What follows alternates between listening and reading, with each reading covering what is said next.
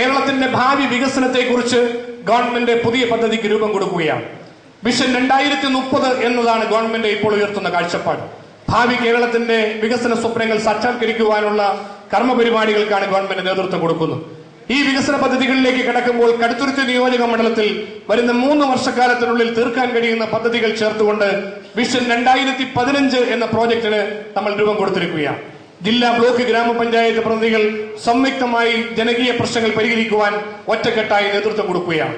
ജനപ്രതിനിധികളും ഉദ്യോഗസ്ഥരും സംയുക്തമായി കൈകോർത്തുകൊണ്ട് നാടിന്റെ നന്മയ്ക്ക് വേണ്ടി പ്രവർത്തിക്കുകയാണ്. വികസന രംഗത്ത് സ്ഥായിയായ പ്രവർത്തനങ്ങൾ നടപ്പാക്കുന്നതോടൊപ്പം പാവപ്പെട്ടവരും സാധാരണക്കാരുമായ ജനങ്ങളുടെ ജീവിത പ്രശ്നങ്ങൾ പരിഹരിക്കുവാനും ഗവൺമെന്റിന് കടമയുണ്ട്. ബഹുമാനപ്പെട്ട മുഖ്യമന്ത്രി ശ്രീ ഉമ്മൻചാണ്ടിയുടെ നേതൃത്വത്തിൽ ഗവൺമെന്റ് സ്വീകരിക്കുന്ന നിലപാട് പാവപ്പെട്ടവരും സാധാരണക്കാരുമായ ജനങ്ങളുടെ ജീവിത പ്രശ്നങ്ങളും അതിന് പരിഹാരവും കേരളത്തിന്റെ വികസനവും ഒരുപോലെ മുന്നോട്ട് കൊണ്ടുപോവുക എന്നുള്ളതാണ്. ഈ കാഴ്ചപ്പാടോടുകൂടിയാണ് ബഹുമാന്യനായ ധനകാര്യമന്ത്രി കെ എം മാണി സാറ് ഈ രണ്ടാമത്തെ ബഡ്ജറ്റ് ഈ ഗവൺമെന്റിന് വേണ്ടി അവതരിപ്പിച്ചിട്ടുള്ളത്. ഈ ബഡ്ജറ്റിൽ ചൂണ്ടിക്കാണിച്ചിട്ടുള്ള ക്ഷേമ പദ്ധതികളുടെ പ്രാധാന്യം ഞാൻ വിശദീകരിക്കേണ്ട കാര്യമില്ല. ജനങ്ങൾക്ക് ഉപകരിക്കുന്ന നിരവധി നല്ല കാര്യങ്ങളാണ് ഇതിലൂടെ നടപ്പാക്കാൻ ഗവൺമെന്റ് മുന്നോട്ട് വന്നത്. ഇത്തരത്തിലുള്ള പദ്ധതികൾ നടപ്പാക്കുവാൻ രാഷ്ട്രീയത്തിനതീതമായ സമീപനം കേരള നിയമസഭ സ്വീകരിക്കുകയാണ്.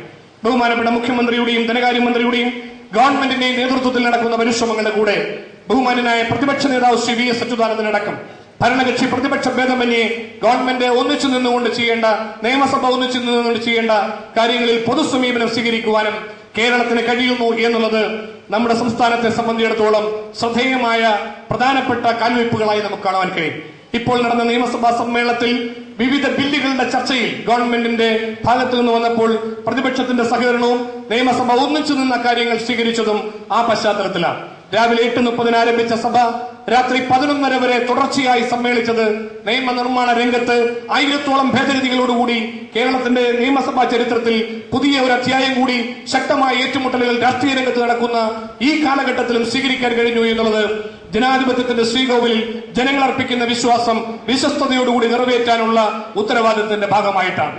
ആ നിലയിൽ ഗവൺമെന്റ് മുതൽ ഗ്രാമസഭ വരെയുള്ള തലങ്ങളെ യോജിപ്പിച്ചു കൊണ്ടുപോകാൻ നമുക്ക് കഴിയണം. അതിലൂടെ വികസന രംഗത്ത് കൂടുതൽ നേട്ടങ്ങൾ കൈവരിക്കാൻ കഴിയണം. അതിന് ഉഴവൂർ ബ്ലോക്ക് പഞ്ചായത്ത് ഒരു മാതൃക കാണിക്കുന്നു എന്നുള്ളതാണ് ഈ ചടങ്ങിന്റെ ഏറ്റവും പ്രധാനപ്പെട്ട കാര്യം.